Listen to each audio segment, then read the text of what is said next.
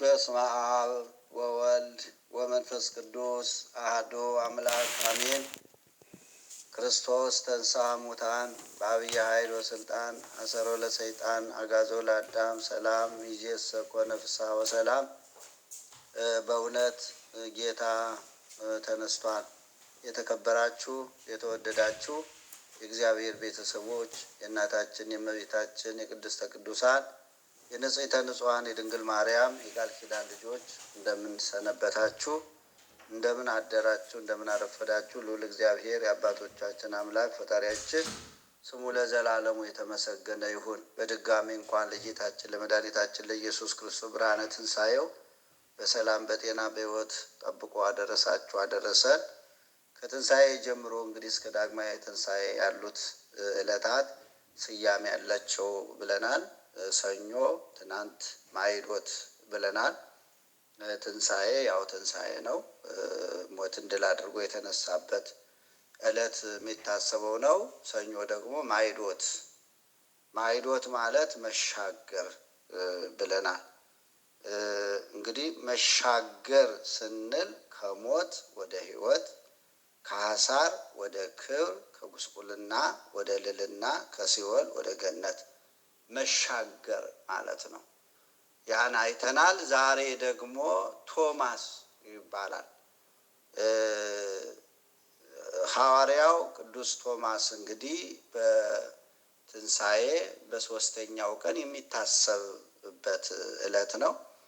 የጌታችንን ጎን የዳሰሰበትና እጁ የደረቀችበት እንደገና መልሳ የዳነችበት ዕለት እንግዲህ መታሰቢያው ለቶማስ ታሪክ መታሰቢያ ይሆን ዘንድ ዕለቱ ቶማስ ይባላል ማለት ነው። ዕለቱ ቶማስ ተብሎ ተሰይሟል ማለት ነው። ይህም ምክንያቱ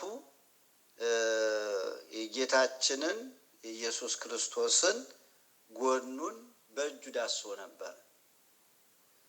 ይህም የሆነበት ምክንያት ቶማስ ምንም እንኳን ታሪኩ የዳግማይ ትንሣኤ ቢሆንም አበው አባቶቻችን ታሪክ ከታሪክ ጋር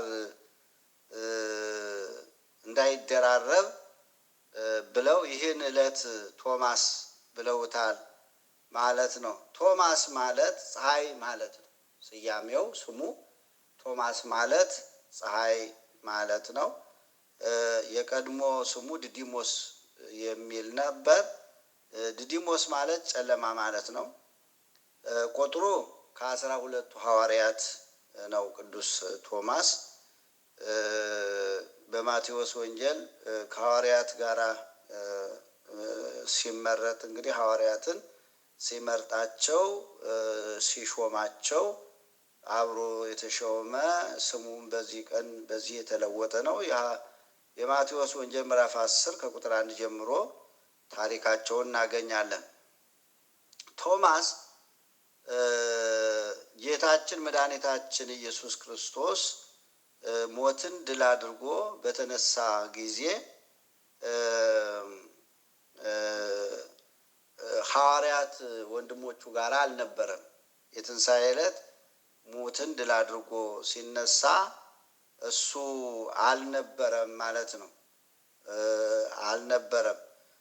ሌላው ትንሣኤ ሙታን የለም ብለው ከሚያምኑ ከሰዱቃውያን ወገን እንደነበረ ይነገራል። እንግዲህ ከሰዱቃውያን ወገን ነው። ከሰዱቃውያን መካከል ነው እንግዲህ የጠራው ኢየሱስ ክርስቶስ የመረጠው። የማቴዎስ ወንጌል ምዕራፍ 22 ቁጥር 25 ላይ የምናገኘው ነው። የጌታችን ትንሣኤ ያየው ጌታችን መድኃኒታችን ኢየሱስ ክርስቶስ ለሐዋርያት በተገለጠ በ8ኛው ቀን ወይም ዳግማይ ትንሣኤ በምንለው ዕለት ማለት ነው። ነገር ግን በዚህ ቀን እንዲዘከር አበው መምህራነ ቤተ ክርስቲያን ስርዓት ሰርተውልናል ማለት ነው። ክርስቶስ ሞትን ድል አድርጎ ከተነሳ በኋላ ትንሣኤውን ለሐዋርያት በሚገልጥበት ጊዜ ቶማስ በወቅቱ በአካባቢው ስላልነበረ ወደ ጓደኞቹ ሲመለስ ጌታን እንዳዩት ነገሩት ማለት ነው። አባቶቻችን ሐዋርያት በዝግ ቤት የትንሣኤ ዕለት ተገልጦላቸዋል። በተዘጋ ቤት በር ክፈቱልኝ፣ መስኮት ክፈቱልኝ፣ ጣራ ገንጥሉልኝ ሳይል በተዘጋ ቤት ላይ ነበረ ጌታችን መድኃኒታችን ኢየሱስ ክርስቶስ በዝግ ቤት ተገኝቶ ሰላም ለእናንተ ይሁን ያላቸው። ሰላም አጥተው ሰላማቸው ተሟጦ ሰላማቸው እሱ ስለነበረ ሰላማቸውን ሊመልስ ሰላማቸውን ለነጠቁ ጸሐፍት፣ ፈሪሳውያን፣ አይሁዶች ሰላማቸውን ነጥቀው ነበረ። ነገር ግን ሰላማቸውን የሰላም ባለቤት ኢየሱስ ክርስቶስ ሊመልስላቸው መጥቶ ሰላም ለእናንተ ይሁን ብሏቸው ስለነበረ እንግዲህ እንዳዩት ነገሩት ማለት ነው። ጌታችን በእውነት ተነስቷል ብለው ነገሩት። አሁን ተመልከቱ፣ ቅዱስ ደግሞ የክርስቶስን ትንሣኤ በመስማት ከሚሰብክ ይልቅ እንደ ባልንጀሮቹ አይቶ መስበክ ስለወደደ ዳግመኛም እነርሱ ተነስቶ አየነው ብለው ሲሰብኩ እርሱ ግን እንደተነሳ ከባልንጀሮቼ ሰማሁ ብሎ መስበክ ከጓደኞቹ የሚያሳንሰው ስለመሰለው ሐዋርያው ቅዱስ ቶማስ እንግዲህ ሐዋርያዊ እኩልነቱን ማረጋገጥ ወደደ ማለት ነው። ሁሉንም እኩል የሚያደርግ ኢየሱስ ክርስቶስ የልቦናውን መሻት እያንዳንዳችን የምንፈልገውን የልቦናችንን መሻት ይፈልጋል፣ ይመለከተናል ወገኖቼ። ቶማስንም የልቦናውን መሻት ፈለገ። ምክንያቱም እነሱ አይተነዋል፣ በእውነት ጌታ ተነስተዋል ብለው ለሱ ሲነግሩት ሊዋጥለት አልቻለም። እንዴ እኔም ማየት አለብኝ፣ ከነሱ ሰምቼ እንዴት እሰብካለሁ አለ። ጓደኞቼ ጌታ ተነስተዋል ብለዋል ብዬ መስበክ የለብኝም። እኔም እንደነሱ ሐዋርያ ነኝ። እኔም እንደነሱ ተጠርቻለሁ። እኔም እንደነሱ ከዓለም ተለይቻለሁ። ርስቴን፣ ጉልቴን፣ ሀብቴን ትቼ እሱን ተከትያለሁ። ስለዚህ ለነሱ የተገለጸላቸው ለእኔም እንዲገለጽ እፈልጋለሁ ብሎ በዚህ ውስጥ እያለ እንግዲህ ጌታችን መድኃኒታችን ኢየሱስ ክርስቶስ ክብር ይግባውና እንዲህ ነው የሚለው። እንግዲህ ከጓደኞቹ የሚያሳንሰው ስለመሰለው ሐዋርያዊ እኩልነቱን ማረጋገጥ ወደደ ይላል።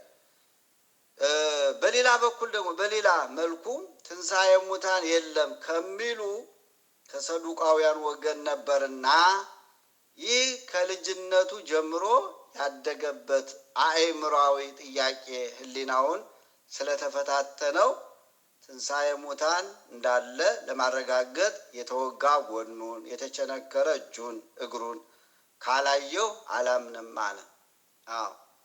የተወጋ ጎኑን፣ የተቸነከሩ እጆቹን እግሮቹን ካላየው በፍጹም እናንተ በምትሉት አላምንም አለ ቶማስ።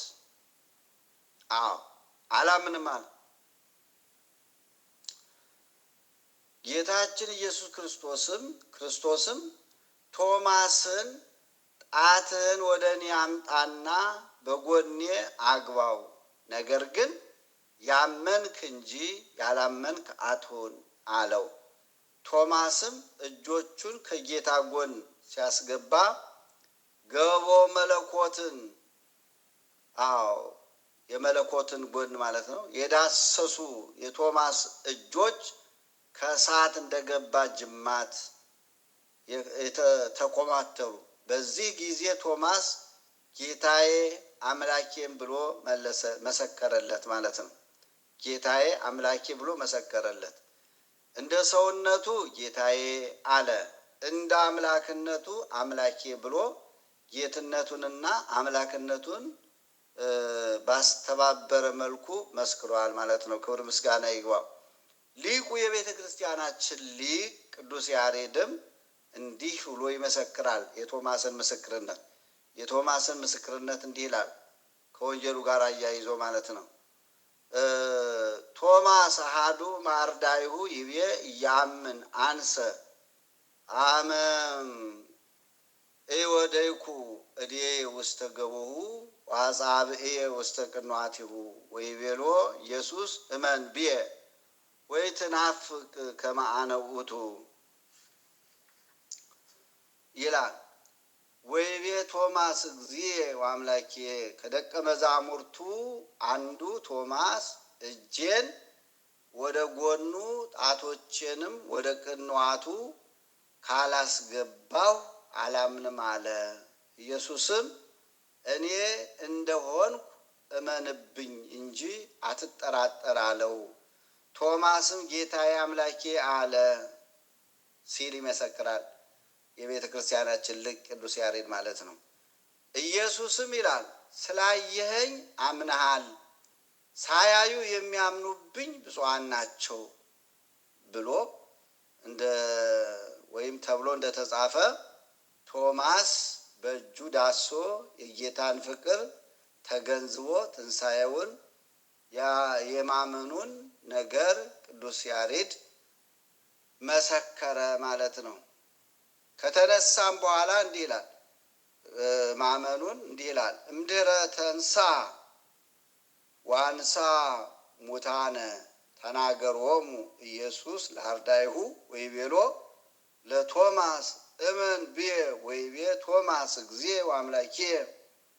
ኢየሱስ ከተነሳ በኋላ ሙታንንም ካስነሳ በኋላ ለደቀ መዛሙርቱ ተናገራቸው። ቶማስን እመንብኝ አለው። ቶማስም ጌታዬ አምላኬ አለ ብሎ ቅዱስ ያሬድ ይመሰክራል ማለት ነው።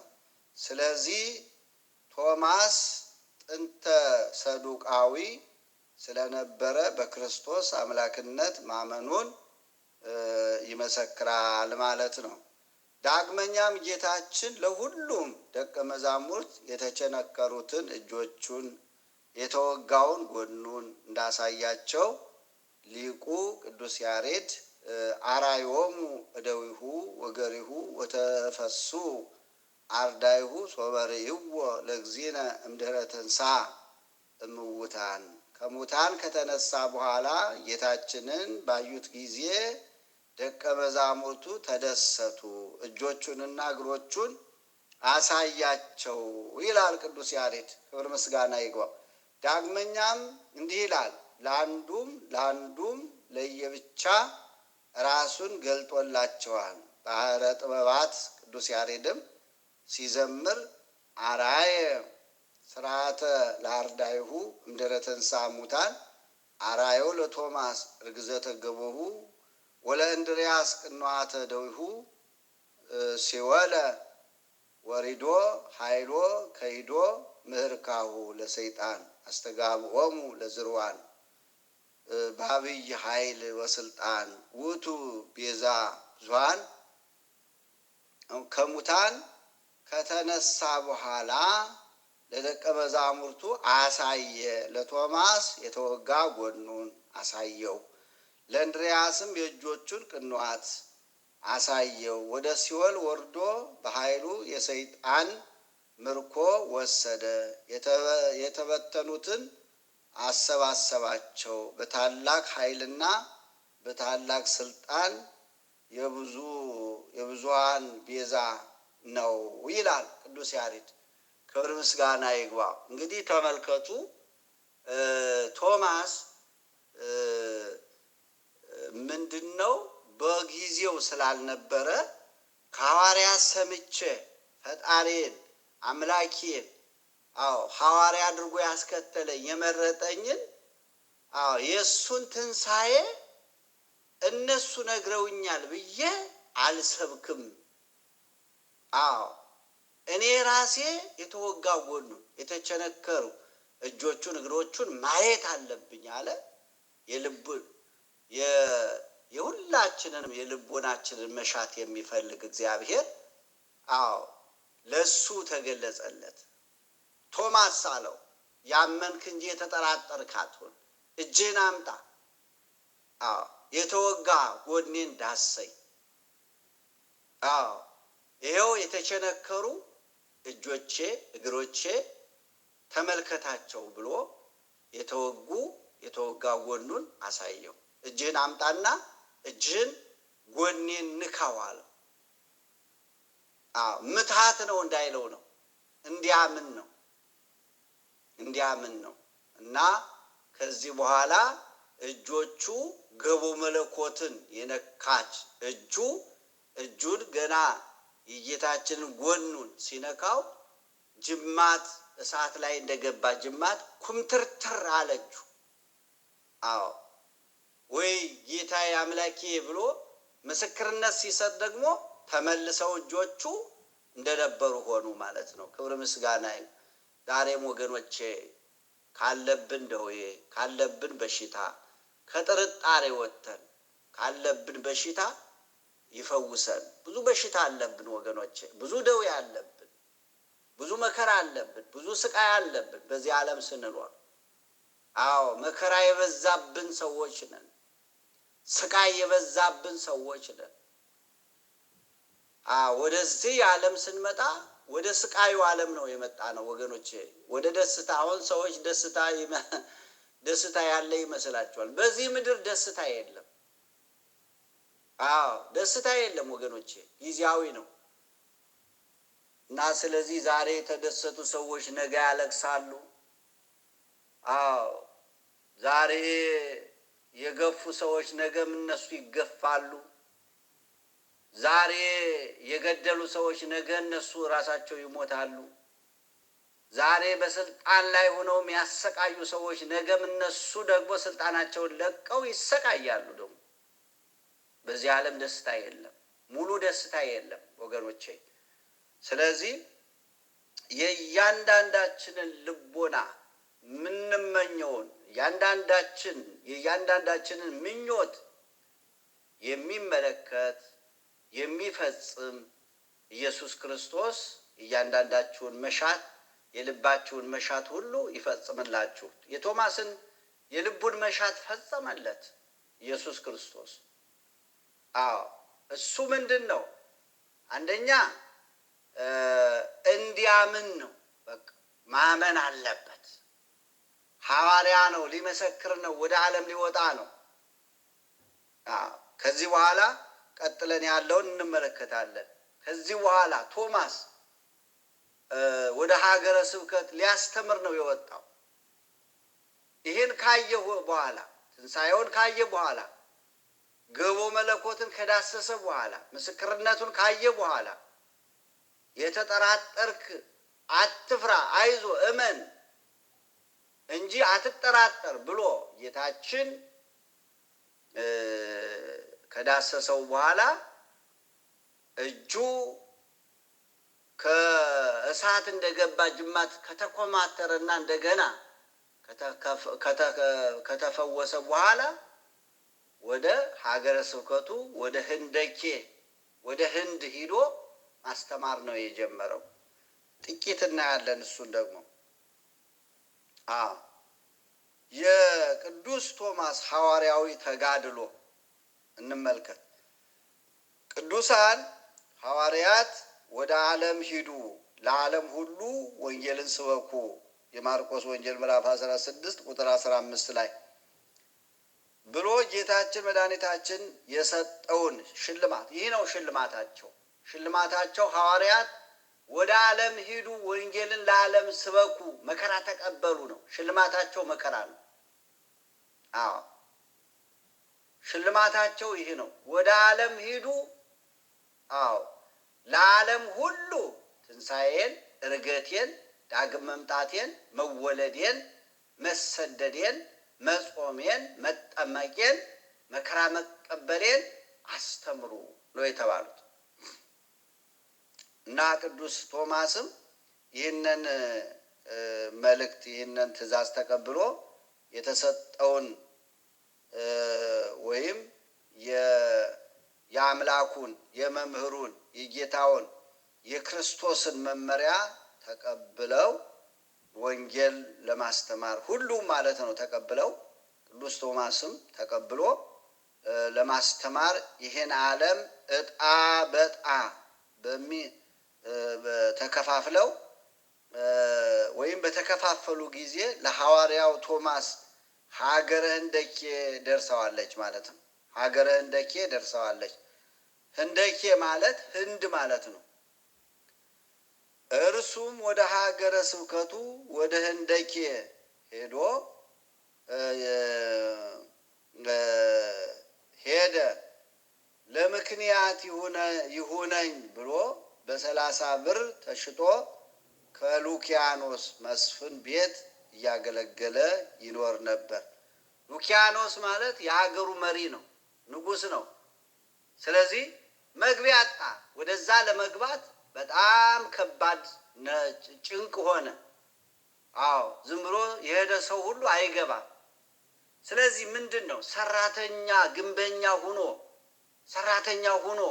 ነው ወደዛ የገባው እና መጀመሪያ በ30 ብር ተሸጠ። ወደዛ ተሽጦ ገባ። ከገባ በኋላ ደግሞ ምንድነው ስራ ሙያ ምንድነው ተባለ። አዎ ግንበኛ ነኝ አለ ቶማስ። በ30 ብር ተሽጦ ከሉኪያኖስ መስፍን ቤት እያገለገለ ይኖር ጀመር። መስፍኑም እንዲህ አለ ይላል፣ ምን ስራ ትችላለህ አለው። ምን ስራ ትችላለህ አለው። ህንፃ ማነጽ፣ ሐውልት መቅረጽ እችላለሁ አለው ቅዱስ ቶማስ። ተመልከቱ ወገኖች። ስለዚህ የሰሎሞን ዘር ከሆነ ሰሎሞን ያነጸውን ቤተ መቅደስ የሚመስል ውብ ህንፃ ይሰራልኛል ብሎ አብዝቶ ተመኘ ይላል። አዎ እንግዲህ ሐዋርያት መነሻቸው ኢየሩሳሌም ነው። ከኢየሩሳሌም መዲናቸው ኢየሩሳሌም ነው። የሰሎሞንን ቤተ መቅደስ ደግሞ በዓለም የታወቀ ስለሆነ ሄደው እንኳን ባያዩት ይሰሙታል፣ ዝናውን ይሰማሉ። እንዲህ ያለ ቤተ መቅደስ የሰራ ጥበበኛ እያሉ ይሰማሉ። ስለዚህ ከኢየሩሳሌም የመጣ የሰሎሞን ዘር ነው አለና ሰሎሞን ያነጸውን የሚመስል ውብ የሆነ ቤተ መንግስቴ ውስጥ ትልቅ ቤተ መንግስት እንዲገነባ ፈልጋለሁ፣ ስም የሚጠራበት ብሎ ቶማስን ያንን እንዲሰራ አዘዘው ማለት ነው። አዘዘው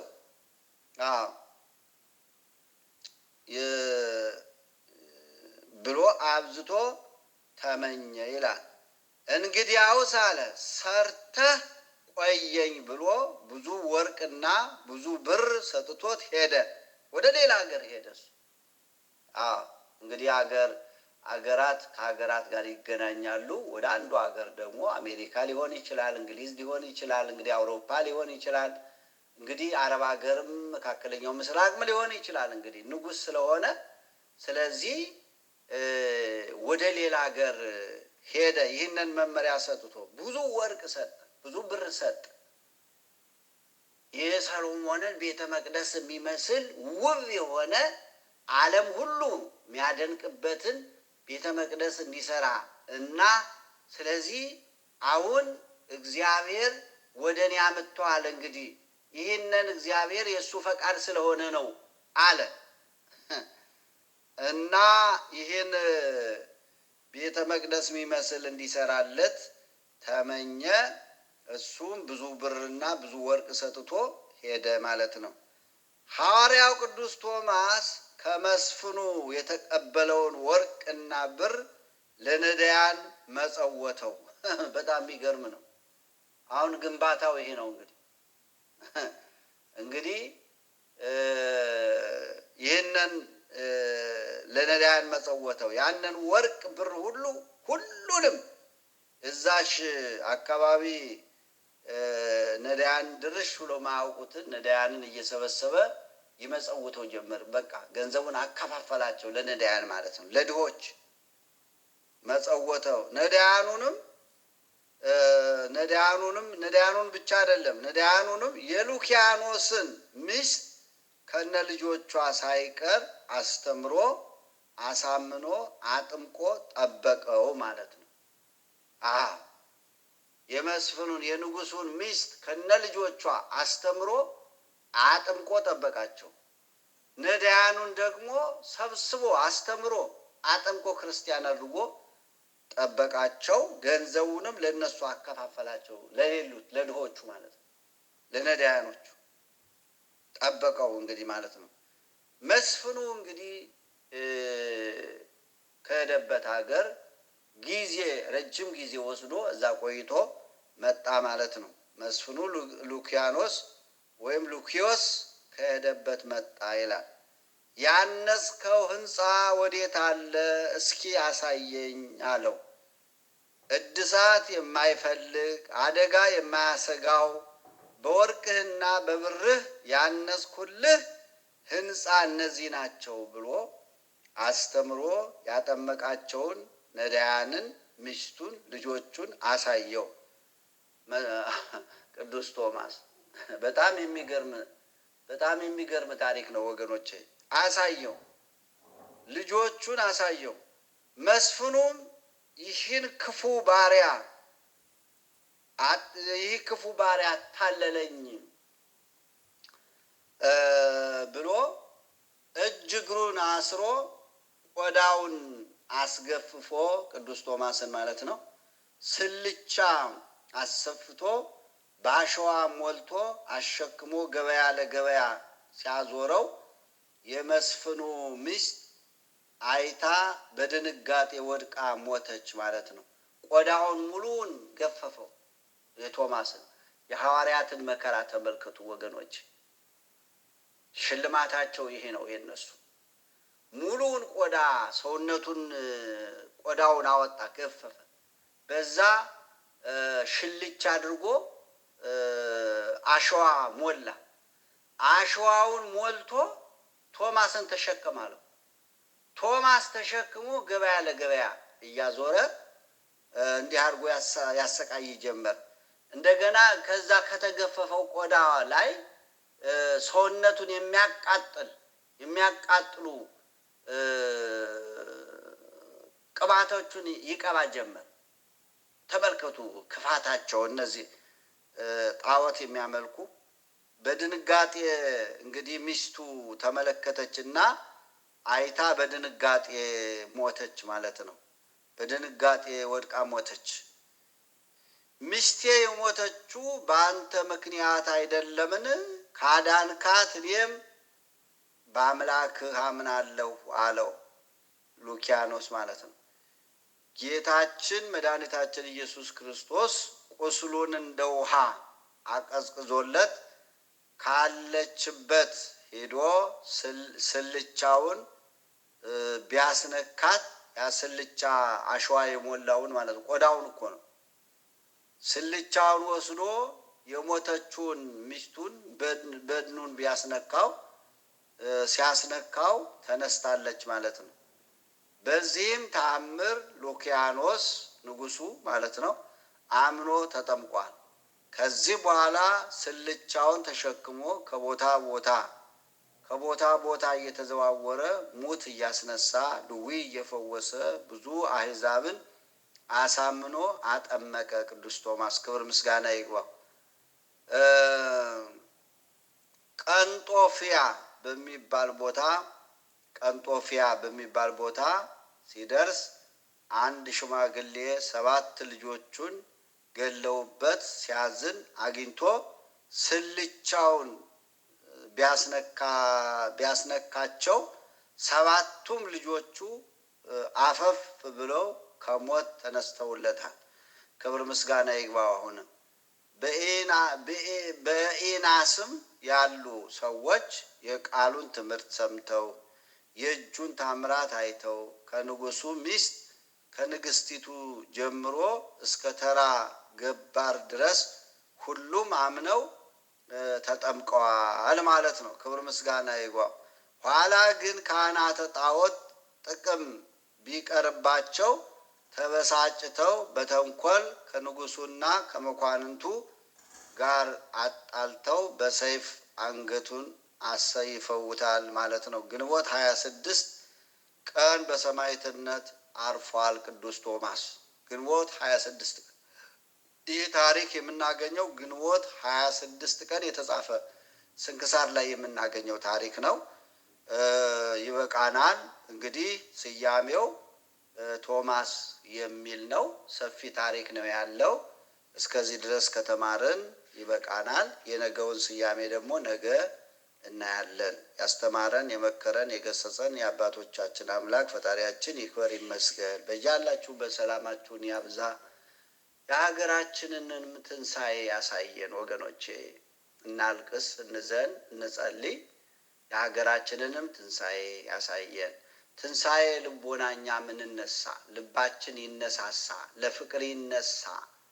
አዎ ለጥላቻ ሳይሆን ለመለያየት ሳይሆን ወገኖቼ፣ ለፍቅር፣ ለሰላም፣ አዎ ለይቅርታ፣ ለጸሎት፣ ለጾም፣ ለስግደት፣ ለንስሐ ልቦናችን እግዚአብሔር ያነሳሳልን ወገኖቼ። ትንሣኤ ልቦና ክርስቶስን ትንሣኤ ስናስብ ወገኖቼ የኛም አእምሯችን ልቦናችን መነሳት አለበት።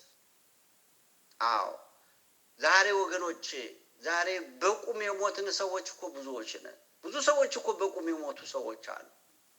መኖራቸው ለመኖራቸው ምንም ተስፋ የሌላቸው።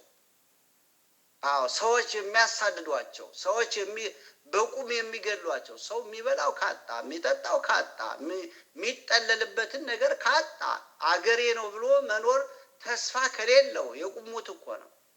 የቁሙት ማለት ነው። ይሄ በጣም አደጋ ነው ወገኖቼ። ስለዚህ ትንሣኤ ልቦና ይስጠን ለሁላችን።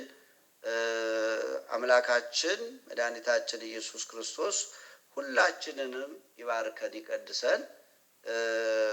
ለብርሃነ ትንሣኤው በሰላም እንዳደረሰን ለብርሃነ እርጋቱ በሰላም ያደርሰን። በያላችሁበት ሰላማችሁን ያብዛ። አሜን።